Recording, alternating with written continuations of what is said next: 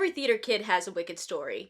It was one of the shows that I knew all the music to before ever even seeing it on stage. It turned Idina Menzel and Kristen into household names, and gave us a different look at the infamous Wicked Witch of the West. Now, 21 years after the Broadway musical debuted, the much-anticipated movie adaptation is just a mere days away. Wicked Part 1 explores the story of the misunderstood Elphaba who's ostracized because of her green skin. While at Shiz University, she forms a life-changing friendship with the popular Glinda, and learns the lesson that it's not always great to meet your heroes. If you know me, if you've seen my reviews, you know I do not say this lightly.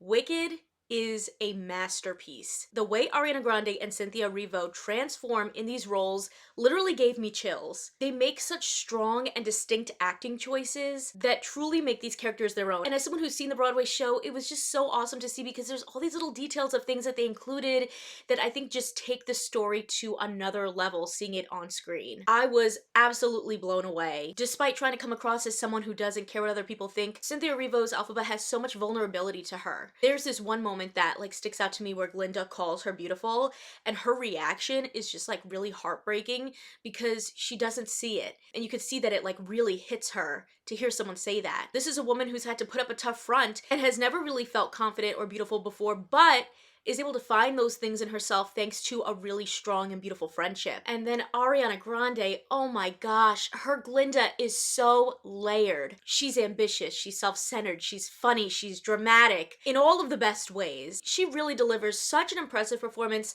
and just sheds that sort of pop star persona to really embody Glinda fully. And the parallels between them, those are some of my favorite dynamics to see them explore, between the political commentary and also just the way that the meanings of wicked and good are really flipped on their heads when it comes to these characters. Getting into some of the other characters, Jonathan Bailey is very swoony as the flirty Fiyero. Because this is the first film, this is just the beginning of his story, but you can already start to see him starting to change and become a person who thinks about others versus being so self-absorbed. The same for Ethan Slater as Bach and Marissa Bode as Nessa Rose. This is just the beginning of their story, so I'm excited to see how they dive into the more twisted layers that are coming in part 2. Michelle Yeoh, I think, had a really impactful presence as Madame Morrible. I don't think she had the strongest singing voice, but, she definitely had that impact. Keela Settle as Miss Cottle, very unnecessary, I thought. I don't think it really added to the film. And then there's Jeff Goldblum as the infamous Wizard of Oz. He was pitch perfect in this role, I think, really finally walking that line of likability while also being a con artist so well. When it comes to the musical numbers, I feel like the cast really got a chance to shine and really make it their own. There are such specific choices made for riffs, for extended endings of songs, even for the way that they speak certain lines instead of sing them, that I think worked so well, just really made them their own and are just such interesting acting choices that they got to make that I really loved seeing. Some of the highlights for me were The Wizard and I. Oh my god, the riffs at the end of that, nailed it. What is this feeling where we really get to see that dynamic between Elphaba and Glinda, that butting heads, that was so much fun. Popular Showstopping number by Ariana Grande. I was blown away. Defying Gravity, it will bring you to tears. Oh my gosh, so incredible. And with the level of talent in this project, I can't even fathom the songs that are coming in part 2, which are some of my favorites, like As Long As You're Mine and No Good Deed.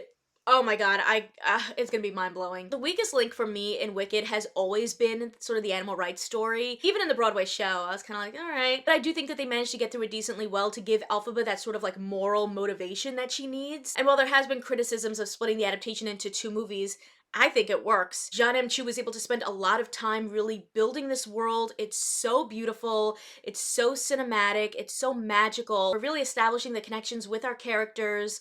They feel super grounded. You're getting those overt and those subtle Easter eggs all over the place, and just really fleshing out some other plot points on a deeper level, expanding certain songs and things like that just to give us more information. And part 2 promises to take us even further into this world and finally make some of those more distinct connections to the Wizard of Oz apparent, which I'm really excited for people to see because I feel like if you don't know the story, ooh, it gets to some really cool places, and I love those parallels and those layers, so I think it's gonna be really awesome. All in all, I gotta say, Wicked is spectacular. It is very moving, just a really well done adaptation of the Broadway musical that people have known and loved for decades now. Between those show-stopping musical numbers and the emotion and, the layers and the parallels and, that political commentary.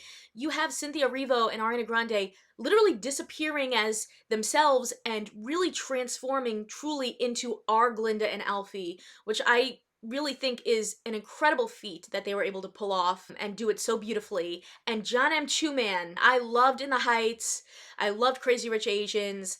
This man knows how to put on a big, beautiful spectacle of a show and just continues to show that he knows how to bring the art of the movie musical to life in such an incredible way. I already saw it twice and I gotta see it a third time now. And if you know me, you know I gotta go to one of those sing-along screenings. And nobody in all of Oz, no wizard that there is or was, is ever gonna bring me down.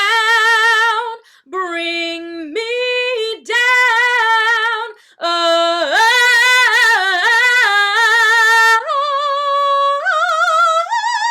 Let me know your thoughts on Wicked and if you're seeing the movie the minute it comes out. Consider subscribing if you like this video and get even more entertainment news at popcultureplanet.net. See ya!